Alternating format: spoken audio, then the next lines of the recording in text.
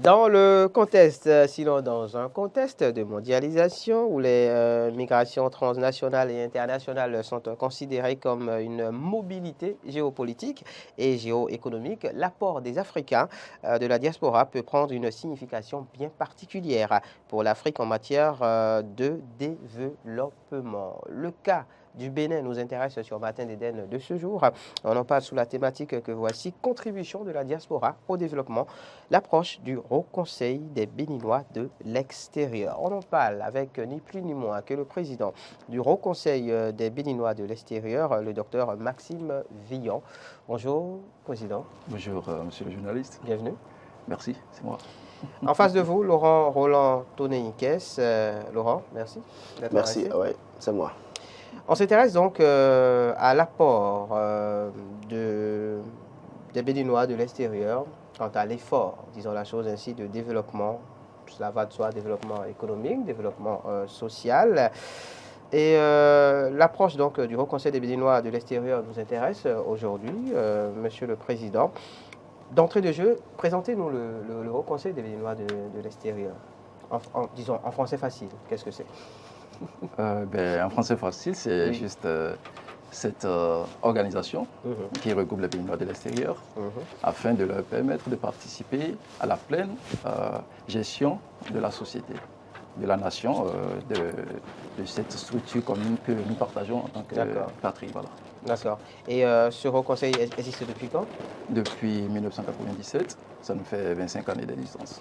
D'accord. 25 années d'existence. Oui. Je parlais donc de l'association, enfin du Haut Conseil qui est en fait, et on en reparlera très certainement donc, le long de notre échange de ce matin. Quels sont les objectifs du Haut Conseil des Béninois de l'extérieur? Alors déjà d'entrée, le Haut Conseil a pour objectif, n'est-ce pas, de servir de pont entre les Béninois de l'extérieur et ceux de l'intérieur. Okay. Donc nous sommes partenaires officiels du gouvernement en tant que structure apolitique, laïque et d'utilité publique. Alors on essaie d'assurer, n'est-ce pas... Allez-y. Okay, merci. D'assurer, je disais tantôt, n'est-ce pas, le bien-être des Béninois de l'extérieur d'abord et par ricochet, celui de l'intérieur. On est aussi là pour donner des avis et des recommandations sur la gestion de la nation, ou bien sûr l'actualité nationale. Et nous permettons aussi de faciliter les échanges entre les pays de résidence dans lesquels nous sommes installés, puisque nous sommes dans plusieurs pays. Nous sommes aux États-Unis, au Japon, au Brésil, en France, en Guinée équatoriale, au Sénégal, pour ne citer que cela, d'accord? Donc, nous permettons de faciliter ces échanges-là, que ce soit des échanges culturels, sportifs, économiques, et j'en passe. D'accord. Et pour parler développement, puisque c'est le sujet qui vous intéresse ce matin, Monsieur le Président, que fait concrètement le Haut Conseil des Béninois de l'extérieur en la matière? Alors, le Haut Conseil intervient non seulement sur le volet économique, mais aussi sur le volet social et culturel, de façon générale. Alors, le volet économique, déjà, nul n'est sans savoir que les Béninois de l'extérieur impactent les familles, de façon générale. C'est vrai qu'aujourd'hui, les statistiques font défaut pour apprécier la participation réelle des Béninois à l'effort de la diaspora. Alors, ça fait partie, par exemple, de l'un de nos défis pour ce bureau. C'est de pouvoir travailler à fédérer la diaspora afin de pouvoir mettre en place un système de gestion pour pouvoir quantifier réellement l'apport des Béninois de l'extérieur au PIB de notre pays. Bien évidemment. Alors, sur le plan culturel, nous sommes pratiquement aussi dans tous les domaines. Il y a des échanges qui se font. Là, pour les 25 ans, je sais qu'on va en parler tout à l'heure, mais puisque je parle de la culture, nous sommes en train de faire entrer des descendants d'esclaves. Des esclaves qui ont quitté le Bénin en 1860.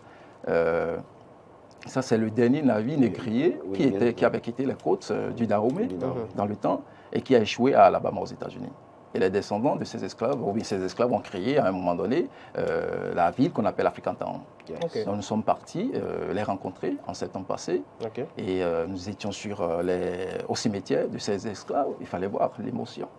Lorsque vous partez, n'est-ce pas, sur les tombes de ceux-là qui ont ouvert la voie. Parce que si ceux-là n'avaient pas été victimes, n'avaient pas souffert, nous, on n'aurait pas eu la chance de vivre aux États-Unis, puisque moi, j'y vis aux États-Unis. Alors, vous voyez un peu, on est en train de rapatrier, on est en train de voir dans quelle mesure faire descendre ces Béninois qui, d'une manière ou d'une autre, se sont retrouvés quelque part sur la terre de leurs ancêtres. Alors, c'est pour vous dire, lorsqu'on discute avec eux, il y en a qui coulent des larmes, il y en a qui pleurent pour dire, nous ne connaissons pas d'où nous venons. C'est comme si on n'a pas de père, on n'a pas de mère, nous sommes déboussolés. Et nous, on s'est dit, une suite logique du rapatriement des œuvres d'art.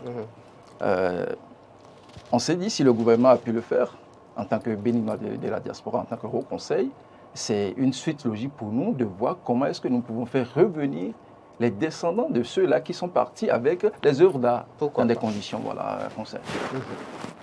Il y a un grief qui est bien souvent fait, et Laurent Roland Toninquet sera d'avis avec moi sur le sujet, aux Béninois de la diaspora, puisqu'on parle développement. D'aucuns estiment que cet effort que devrait faire la diaspora béninoise, par exemple en termes d'investissement au Bénin, n'est pas fait. Qu'est-ce que vous répondez à cela? Alors, je peux vous assurer qu'on fait de notre mieux, mais seulement que ce n'est pas forcément visible. Tout simplement parce qu'il n'y a pas cette synergie pour montrer la contribution de la diaspora. Alors, pour les 25 ans, je peux vous dire qu'on est en train d'inaugurer, par exemple, une usine de transformation des produits tropicaux. Voilà, des produits tropicaux et tout. Initiative, c'est ça? Initiative des Béninois de l'extérieur, voilà. C'est un groupe de Béninois de l'extérieur qui font tous partie du Haut Conseil, n'est-ce pas? Et en fait, on a acquis toutes les installations et tout, depuis la Chine, tout le matériel, voilà. Et à côté de ça, on est en train aussi d'inaugurer une base agricole à Djidia, dont les deux seront à Djidia. Il y a pas mal d'activités, il y a pas mal de Béninois de l'extérieur, y compris moi, et nous sommes des promoteurs. Et forcément, on ne le voit pas parce que nous sommes beaucoup plus dans l'individualisme, et c'est ce que nous essayons de changer, afin que les efforts de la diaspora puissent quand même être visibles. Voilà. D'accord, oui, Laurent? Je crois que oui, parce que quand vous évoquez la question du développement, le Sénégal, par exemple, en 2021, c'est 2,6 milliards d'investissements de la diaspora. Ça fait 10,5% du PIB, bien évidemment, en 2021. Je suis d'accord avec le Dr Villon qui dit que oui, les chiffres ne sont pas connus. Il va falloir travailler à donner les chiffres. Mais le problème véritable sous nos cieux, parce que souvent les gens ont peur de le dire. Vous savez, quand vous allez au Sénégal, que vous voyez comment la diaspora travaille et comment est-ce que même le gouvernement sénégalais a mis en place 7 milliards pour accompagner les initiatives des membres de la diaspora, de sorte à développer le pays. Mais parfois, sous nos cieux au Bénin, les membres de la diaspora, entre les Béninois de la diaspora, ont deux problèmes. Le problème, c'est que la mauvaise foi de nous Béninois qui sont sur place. Et deuxième problème, c'est que quand quelqu'un de la diaspora commence à investir dans son pays, on lui colle des relents politiques. Et de ce point de vue, on commence à lui mettre les bâtons dans les roues. Je crois que ce dont je parle, c'est que pour avoir vécu ça avec certaines personnes de la diaspora, je me rends compte que oui, finalement, il va falloir assainir le milieu, travailler à ce que les gens comprennent que ceux qui sont au niveau de la diaspora ne viennent pas nécessairement pour discuter le pouvoir en réalité, mais ils y viennent pour investir dans une certaine mesure. Mais aussi, c'est que beaucoup ont créé des entreprises au Bénin, mais qui sont mortes 2 mois ou 3 mois après. Parce qu'en réalité, ceux à qui on a confié l'entreprise, peu ou prou, ont pensé que ça devient leur propriété, ont mal géré, et puis après, c'est des histoires de charlatanisme un peu partout. Donc, je crois qu'aujourd'hui, c'est des éléments qui... Est-ce que dire la chose ainsi, ce n'est pas dédouaner complètement le... Non, je ne les dédouane pas, non, je n'ai pas fini. De l'effort qu'il y a à faire, parce que jusque-là, en tout cas, jusque-là, c'est la conclusion qu'on en tire. Non. Oui. En fait, c'est que pour dire quoi, il y a des gens parmi eux qui ne veulent plus jamais revenir au Bénin. Parce qu'ils ont été déçus. Ok, soit sur le plan politique, sur le plan familial, familial, oui. Mais il y a des gens qui n'ont pas envie d'investir parce que c'est leur argent. ils n'ont pas envie d'investir. Mais quand on va créer le milieu favorable, l'atmosphère, en tout cas favorable pour ces personnes, je parie qu'ils viendront investir au Bénin. Donc il y a un travail à faire à leur niveau, au niveau de la diaspora, qu'ils aient la volonté davantage de venir construire le pays, parce qu'au-delà de tout, vous pouvez vivre 30 ans, 50 ans aux États-Unis. Un jour, on peut vous rappeler que ce n'est pas chez vous. Donc il va falloir travailler à investir chez soi, mais il faut que de leur pays aussi, que ces personnes soient accompagnées. D'accord, il faut donc un accompagnement aussi, on va dire, au plan national pour que ces efforts dont vous parliez, Monsieur le Président, soient plus visibles. Absolument. Quand on a fini de dire ça, quels sont, selon vous, les points sur lesquels il faut quand même aussi travailler, peut-être pour que, eh bien, de manière significative, le développement du Bénin sur le plan économique, sur le plan social, même le plan culturel, puisse réellement, comment dire la chose, s'appesantir sur sa diaspora, sur la diaspora béninoise? Vous savez, nous sommes conscients qu'il y a un effort à faire. En fait, nous ne sommes pas dans le parfait des mondes. Il y a beaucoup d'efforts à réaliser à notre niveau. Mais... Est-ce que vous avez le sentiment, je ne vous coupe pas, mais est-ce que vous avez le sentiment, Dr Maxime Villon, qu'au sein de la diaspora béninoise, alors vous vivez aux États-Unis par exemple, je rappelle que vous êtes le président donc monde du Haut Conseil des Béninois de l'extérieur, est-ce que vous avez le sentiment que tous les Béninois qui appartiennent donc à ce Haut Conseil ont ce sentiment d'appartenance et ce sentiment de devoir vis-à-vis du Bénin? Pas forcément. Cependant, c'est notre rôle. C'est-à-dire qu'il faudrait quand même qu'on puisse amener le Béninois à s'intéresser plus au développement de l'extérieur, à s'intéresser au développement. Absolument. On sait que beaucoup ne s'y intéressent pas encore. Beaucoup de nations aujourd'hui, même les plus grandes. C'est surtout parce qu'ils sont déçus. Comme M. Laurent l'a dit tout à l'heure, beaucoup d'entre nous, parfois on est déçus d'une manière ou d'une autre. Alors comment pouvoir ramener ceux-là qui ont c'est-à-dire reçu des coups à des moments donnés, de pouvoir surmonter ces obstacles. Et parce que le plus important, ce n'est pas ne pas tomber dans un trou, mais se relever chaque fois qu'on tombe. En fait. Et c'est-à-dire s'assurer de ne plus passer par ce même trou, éviter le trou, trouver la formule pour éviter. Alors, impacter vraiment, c'est-à-dire de façon... concrète, ce serait du tangible. Du tangible ici, on y travaille. C'est de voir dans quelle mesure réellement participer à une partie de la mobilisation du PIB. C'est très important parce qu'au jour d'aujourd'hui, si on se mobilisait réellement, on pourrait, n'est-ce pas, se substituer aux institutions du Bretton Woods à un moment donné, parce que quand même, nous avons de la potentialité. Le Béninois individuellement n'a peut-être pas tellement de force, mais lorsqu'on se met ensemble, c'est comme on le dit aux États-Unis, United we strong. Donc, quelque chose se fait en la matière. Et je peux vous promettre ici que le nouveau bureau, c'est notre dynamisme aujourd'hui, c'est de voir dans quelle mesure être de l'extérieur autrement. Et ça, c'est le titre de nos 25 ans. Je pense que la transition, elle est toute trouvée, justement, pour parler donc de la célébration de vos noces d'argent, 25 ans d'existence pour le HCBE, au Conseil des Béninois de l'extérieur. Comment être de l'extérieur autrement? Alors, être de l'extérieur autrement, c'est tout ce que nous venons de dire, en quelque sorte. C'est de pouvoir vraiment être des ambassadeurs du Bénin, dans nos pays respectifs d'abord, mais ambassadeurs sur tous les plans. D'abord économique, en faisant, n'est-ce pas, ramener au pays des opportunités et participer à l'éducation de nos jeunes. Moi, par exemple, je fais pratiquement 4 mois au Bénin, 8 mois aux États-Unis, parce que je viens enseigner ici. Ce n'est pas que je viens enseigner parce que ça m'achète mon billet. Non, loin de là. Peut-être même pas mon carburant. C'est pas devoir... C'est pas devoir patriotique, c'est pas devoir de retour. C'est-à-dire, we gotta give back. Oui, c'est ça. C'est donner un retour, retrocéder à la patrie ce qu'elle vous a donné à un certain moment. Absolument. Donc, c'est un peu de ça il s'agit. Et voir dans quelle mesure impacter directement la population à la base. Voyez un peu. Je pense que beaucoup de temps, avec les bureaux passés, il y a eu beaucoup d'actions, mais plus ou moins étouffées, parce que ce n'est pas réellement aller à qui de droit. Alors cette fois-ci, on va aller toucher, n'est-ce pas, le Béninois lambda qui quand même vit dans des conditions données. Et d'où, par exemple, pendant les 25 ans, nous allons visiter des centres d'orphelinat, d'aveugles, où nous allons faire des dons, partager leur vécu quotidien, voir un peu comment ça se passe et voir dans quelle mesure on pourra les accompagner. Dans des jours, mois ou années à venir. Alors, j'ai envie de vous demander, qu'en est-il du bicéphalisme qu'on a observé à la tête, en tout cas, du HCBE depuis quelques années? Parce que ça a été une crise qui a perduré dans le temps. Vous savez, le HCBE a 25 ans. Ça veut dire quoi? C'est beaucoup de problèmes, beaucoup d'erreurs. Mais surmonter. Et on apprend, on apprend de nos erreurs. Alors, les États-Unis n'ont pas été construits en une journée. Le Bénin, ça fait quand même depuis 1960 qu'on est indépendant. Mais toujours, on a nos problèmes. Il y a passé ce regroupement de personnes, parlons de personnes. Sans problème. Sans problème. Il y en aura toujours. Mais c'est de pouvoir trouver à un moment donné les voies et moyens pour surmonter. Parlons de la célébration, docteur Maxime Villon, de ses 25 ans d'existence, du Haut Conseil des Béninois de l'extérieur. Qu'est-ce qui est prévu concrètement dans ce sens? Alors déjà, c'est toute une quinzaine où ça commence le jeudi prochain à Azalai Hotel.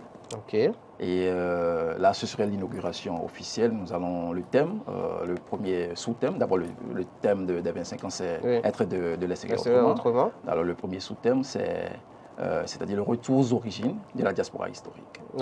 Et ça permet de faire cette connexion entre la diaspora historique et les Béninois qui sont restés à l'intérieur. Donc on va à l'intérieur du pays pour faire vivre à ceux-là la quintessence même de ce que c'est que la terre, c'est-à-dire d'origine de leurs ancêtres. Alors ensuite, nous allons, et ça constitue la tournée qu'on fait avec eux sur la route des esclaves, pratiquement. Parce qu'on va visiter Tofor, Alada, Boyikon, Abomey, Gambier, Ouida, Porte-Novo, pour ne citer que ceux-là. Après, il y aura une cérémonie de don de sang. Parce que ce serait notre deuxième édition, on l'avait déjà fait en 2018, et ça a été une réussite au camp. Alors, on veut réitérer cela. Rééditer ça. Rééditer, voilà, ça, pardon. Et il y aura aussi, par exemple, c'est-à-dire une journée d'échange avec les étudiants de l'UNESTIM, l'Université nationale de mathématiques qui est à Abomey. Et ça, c'est sous la thématique de la dialectique des opportunités d'études à l'extérieur. Puisque nous sommes beaucoup d'enseignants, que nous allons y participer pour pouvoir échanger avec nos jeunes les problématiques c'est-à-dire qui entourent le sujet. Et ensuite, nous avons aussi, par exemple, des dons dans les hôpitaux. Les hôpitaux souffrent de beaucoup de choses quand même. Nous allons faire des dons, on en a fait déjà dans le passé. Et même pendant Covid, on a pu donner des kits de lavage de mains, des accompagnements dans beaucoup de nos mairies. On était à Kandi, on était à Ifani, on était à Grand Popo, on était à Tiémé, ainsi de suite, d'accord. Et on aura aussi l'Assemblée générale pour pouvoir voir dans quelle mesure si il y a mesure de toiletter nos tests, parce que ça a été l'une des recommandations de l'Assemblée passée. Et nous allons aussi avoir une soirée gala à l'honneur de la PFAB, un personnel féminin de l'armée béninoise. Tout simplement parce que ce sont de vaillantes quand même dames qui se sacrifient parfois leur foyer pour servir la nation. Donc pour nous, c'est le moment pour nous, en tant que Béninois de la diaspora, Béninois de l'extérieur, de venir et leur dire, nous sommes reconnaissants, n'est-ce pas, envers tout ce que vous faites pour le pays. Et pour ça, nous voudrions quand même rester avec vous pour vous célébrer en tant que dame de faire des armées. Il y a une thématique aussi retenue au détour de cette célébration qui colle avec l'actualité.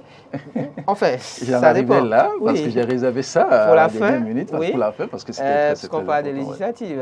C'est l'actualité politique au plan national depuis quelques semaines. Et la question donc de la diaspora se pose à chaque fois, puisque ce sont des scrutins au détour desquels la diaspora béninoise, parfois se sent totalement mise à l'écart. Parfois on est exclu. Oui, il faut utiliser le mot. Parce qu'il n'y a pas de possibilité d'expression de vote, il n'y a pas de possibilité d'être élu non plus. Alors, qu'est-ce qui est prévu dans ce sens? Je sais qu'il y a une thématique qui c'est exactement la thématique de la circonscription électorale de la diaspora.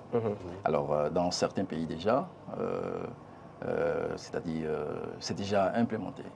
Et nous aimerions bien que cela se fasse aussi au Bénin. Et je pense que si je disais la dernière fois dans une émission radio, si le président de la République a pu permettre au jour d'aujourd'hui une sorte de discrimination positive envers les femmes, et il peut le faire aussi pour la diaspora. Pour la diaspora. Alors, nous, de notre côté, nous allons faire tout ce qui est à notre pouvoir pour nous assurer que dans les années à venir, aucun Béninois de la diaspora ne soit exclu de la pleine participation de la cité. Vous estimez qu'il faut désormais avoir un député de la région Amérique, la région Moyen-Orient, région Asie, bien évidemment? Naturellement, cependant, c'est une étude. Il y a une proposition de loi en cours, et nous allons l'introduire, n'est-ce pas, pour proposer quelque chose. Mais les députés, c'est-à-dire, en décideront. Et c'est pourquoi cette thématique nous permettra de discuter avec tous les partis politiques qui vont aux élections et leur poser la question. Qu'en est-il de nous autres de la diaspora? Est-ce que nous ne sommes pas des Béninois? Est-ce que nous sommes des Béninois entièrement à part ou bien des Béninois à part entière? Il y a des partis qui ont des représentants au niveau de la diaspora. Pourquoi ceux-là ne réagissent pas? Non, en fait, il faut quand même réagir dans un cadre donné. Dans un cadre une synergie d'action. Voilà, on ne va pas... Nous sommes des responsables et on est obligé de suivre une démarche donnée. Et c'est de ça il s'agit. Ça se fait peut-être...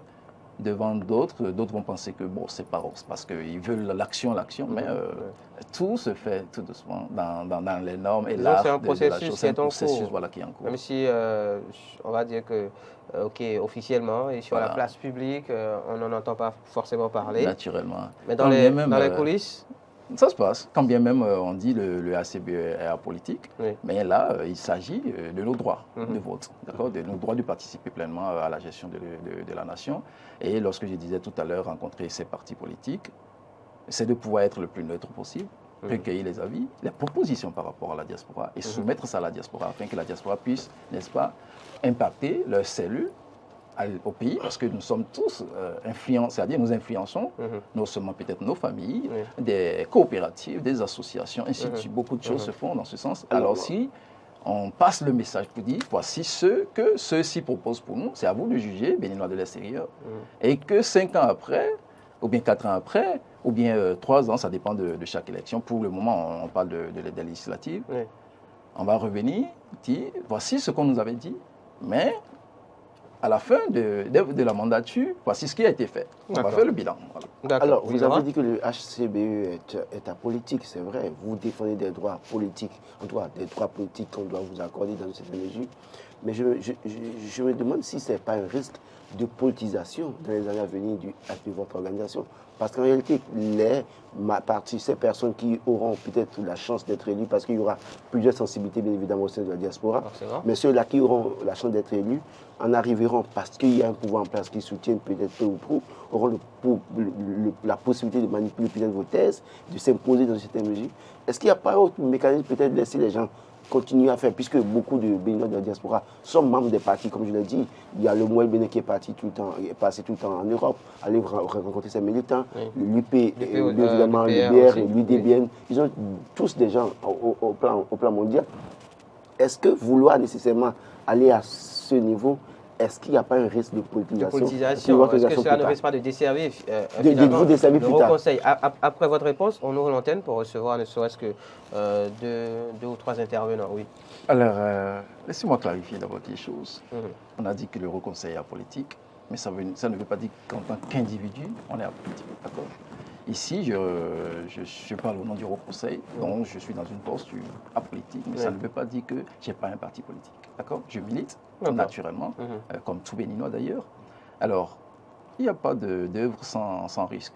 Quel que soit ce que vous faites dans la vie, il y aura toujours des risques. Mais en son temps, on trouvera les voies et moyens pour canaliser, limiter le risque, c'est-à-dire les risques au maximum en fait. C'est de pouvoir les limiter en son temps. D'accord.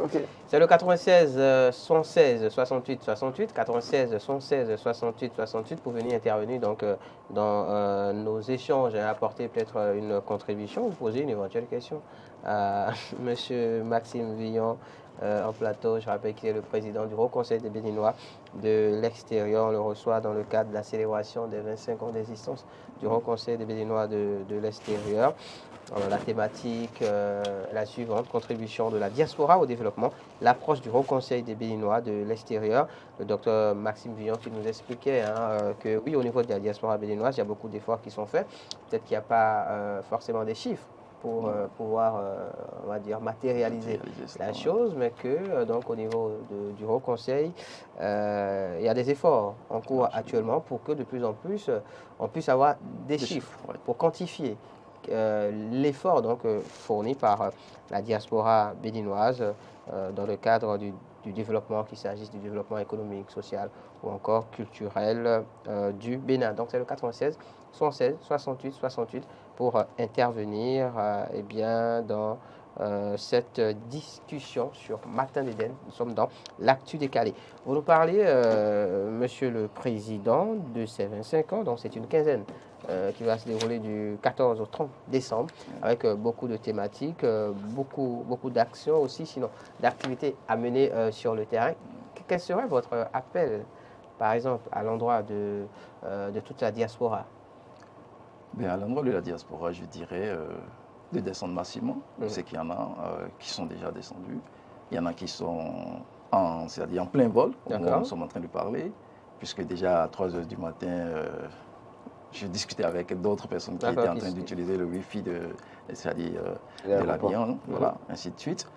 C'est de sortir massivement, de descendre massivement, afin que nous puissions, une fois de plus, montrer, n'est-ce pas, à la population de base que nous ne sommes pas partis pour ne plus revenir. Que nous avons toujours, n'est-ce pas, à cœur notre pays, et nous sommes là pour impacter d'une manière ou d'une autre. On n'est pas peut-être, c'est-à-dire, je ne sais pas, nous ne pouvons pas trouver la baguette magique pour résoudre tous les problèmes. Mais nous allons, de façon en toute convivialité, voilà, rester avec nos frères et sœurs pour partager, n'est-ce pas, le vivre en commun, la fraternité qu'on a su toujours si bien partager dans notre cher et beau pays, le Bénin. Alors, puisque vous réclamez vos droits politiques, le Bénin est dirigé depuis 2016 par Patrice Talon. J'allais y venir. Vous réclamez vos droits politiques. Patrice Talon est à la tête du Bénin depuis 2016, il a rempli en 2021. Vous, en tant que Béninois diaspora, président du HCBE, quel regard portez-vous sur la gestion du pays depuis 2016? Alors vous savez, gérer, ce n'est pas facile. Il faut gérer les hommes une fois pour avoir la chance de gérer les hommes pour comprendre que ce n'est pas du tout facile. Et vous savez, c'est très facile de juger. Il faut être à la tâche pour comprendre que ce n'est pas facile du tout. Mais de l'essayer, on pense qu'on peut tout faire facilement. Alors, il y a beaucoup de choses qui se font. Lorsqu'on rentre dans le pays aujourd'hui, franchement, on sent un changement. D'accord? On sent quand même quelque chose qui se fait. Tout n'est pas parfait. Et notre rôle à nous, de la diaspora, c'est de pouvoir donner des avis et des recommandations constructives, d'accord, en la matière. Et on le fait de temps à autre. On le fait aussi, c'est-à-dire ici et là, dans un cadre officiel voilà. Donc, tout n'est pas parfait, mais il y a un effort très louable. Et l'honnêteté intellectuelle voudrait quand même qu'on puisse saluer d'abord l'effort et voir dans quelle mesure apporter des recommandations constructives pour que le Bénin soit vraiment l'Eldorado de demain. Vous l'avez dit, vous êtes au Bénin 4 mois, 8 mois aux États-Unis. Je crois qu'un jour, je travaille en disant que je l'ai rencontré à l'aéroport. Quand vous voyez les transformations opérées aujourd'hui, est-ce que vous êtes fier d'appartenir à un pays comme le Bénin qui est transformé au fil des années? C'est une fierté. C'est une fierté. Nous n'allons pas comparer le Bénin aux États-Unis, par exemple. Vous voyez un peu l'aéroport, un petit aéroport des États-Unis, ce n'est pas la même chose. Mais comparé à ce qui était là, il faut saluer l'effort. Et on constate quand même que l'effort, ce n'est pas que c'est fait, que c'est fini, ça continue. Et c'est de ça qu'il s'agit. Ça continue. Voilà, c'est continuel. Si chaque dirigeant, n'est-ce pas, faisait ce qui se fait, tous les anciens présidents, ils ont fait pour eux, d'accord? On est obligé de parler de celui qui est là aujourd'hui. Je n'essaie pas de comparer l'actuel président aux anciens présidents, mais en tant que président, en tant qu'homme d'État, si chacun a, c'est-à-dire à cœur le développement de la nation, je pense que d'ici agenda, je vais dire 2100, le Bénin serait peut-être, je ne sais pas, je ne peux pas comparer à un pays, mais on serait très loin en matière de développement. Si vous étiez demandé de faire une recommandation à Patrice Talon du point de vue de gestion du Bénin, en tout cas transformation, tout ce qui est fait depuis 2022, s'il y a une question, un point sur lequel vous pouvez peut-être demander à Patrice Talon de revoir sa position, ce serait quoi? Revoir sa position. Alors, c'est un père de famille, vous savez. C'est pas facile d'être père de famille. Alors, ce que je vais lui dire juste, c'est de repenser sa manière d'être père de famille. Tout est dedans. Repenser sa manière d'être père de famille. Oui. J'ai pas envie Ça dit le père de la nation. Lorsque je dis père de la famille, excusez, j'ai pas envie d'enfoncer le coup. Voilà. Non, excusez-moi d'abord. Laissez-moi clarifier. Bien sûr. Lorsque je dis la famille ici, c'est le Bénin, c'est la nation, c'est le père de la nation. C'est lui qui, quand même, tant qu'il est là, il est le premier Béninois. Absolument. Et on lui doit, n'est-ce pas, ce respect-là, juste à ce qu'il ne soit plus là. Et en son temps, on pourrait, n'est-ce pas, faire le bilan. Il n'est pas encore à la fin. C'est pourquoi je dis tout n'est pas parfait. Mais nous faisons, n'est-ce pas, des recommandations positives, constructives, et nous apprécions, nous louons tout ce qui a été fait jusque-là. À demi-mot que le père de famille essaie de pardonner parfois ses enfants. Bien sûr, enfin tout est dedans. Lorsque je dis père de famille, père de la nation, tout est compris. Tout est dedans. On ne va pas Il y a eu tout à l'heure un appel à la diaspora dans le cadre de la célébration de vos 25 ans. Un appel aux Béninois qui vivent sur le territoire national. De participer, n'est-ce pas, aux activités sur le terrain, de sortir massivement, de venir vivre avec nous, n'est-ce pas, partager avec nous ces moments précieux. Et on n'est pas seul, nous sommes avec des descendants d'esclaves, des gens qui ont été déportés du pays dans des conditions données et qui, c'est-à-dire, il fallait discuter avec eux pour savoir un peu ce que ça leur fait. De finalement, certains d'entre eux pouvoir quand même venir toucher du doigt, n'est-ce pas, c'est-à-dire le pays de provenance de leurs ancêtres. Donc sortez massivement, encouragez-nous, à vous encourager, parce que c'était surtout ça. L'objectif, c'est de ramener ceux-là pour venir être en contact direct avec les locaux. Pourquoi pas? Il y aura des opportunités qui peuvent être créées, et là, il y aura des investissements qui vont revenir après, il y aura des gens qui vont découvrir et qui vont continuer à laisser cet héritage aux autres descendants.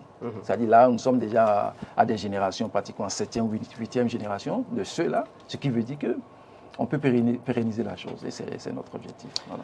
Le Haut Conseil des Béninois de l'extérieur célèbre ses noces d'argent, 25 ans d'existence. On en parlait avec le président du Haut Conseil, le docteur Maxime Villon. Beaucoup d'activités prévues dans ce cadre. Le thème principal, être de l'extérieur. Autrement, on en a parlé aussi donc, sur l'actu décalé de ce matin qui s'intéressait bien à la problématique de la contribution de la diaspora au développement. Quelle approche pour le Haut Conseil des Béninois de l'extérieur. Merci beaucoup d'être venu en plateau, monsieur Maxime Villon. Un mot de fin?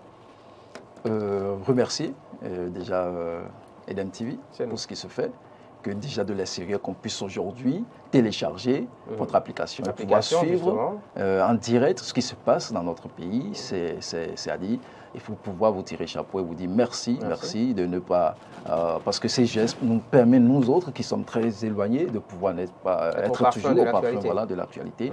Un grand merci à vous.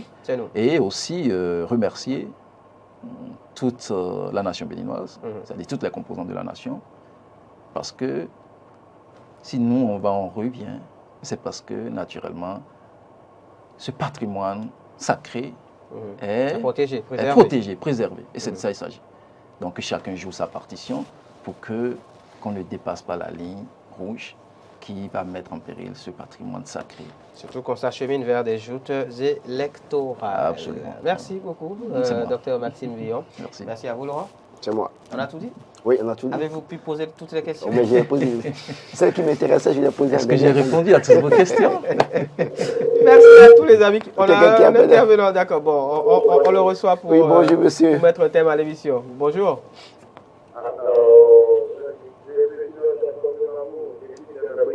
Ah, monsieur Kwagwemambou, bonjour. De Semepodji. Oui.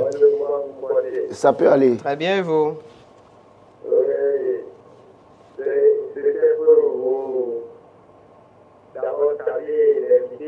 Oui. Docteur Maxime Villon. Bonjour. Oui, et vraiment que j'aimerais quand même voir les idées de la diaspora, oui. leur lien de paternité. D'accord. Oui, parce qu'ils sont ensemble là-bas, il faudrait quand même qu'on ait leur paternité parce que déjà apparent depuis Ok, c'est compris, monsieur. Filiation peut-être. Non, en fait, ce qu'il essaie de dire, c'est que ceux de la diaspora étaient déjà là et les gens sont exilés là-bas. Et donc, il faut que ceux qui étaient déjà sur place arrivent à aider ceux qui sont exilés pour qu'ils se sentent toujours comme frères à l'extérieur. Si je comprends bien. Hein. Oui, je pense que c'est ça. Donc, moi, je n'ai pas compris. Mais bon. Voilà, c'est ce qu'il disait en fait. Mais nous avions déjà répondu. Il parle de fraternité. On en a parlé. On en a parlé.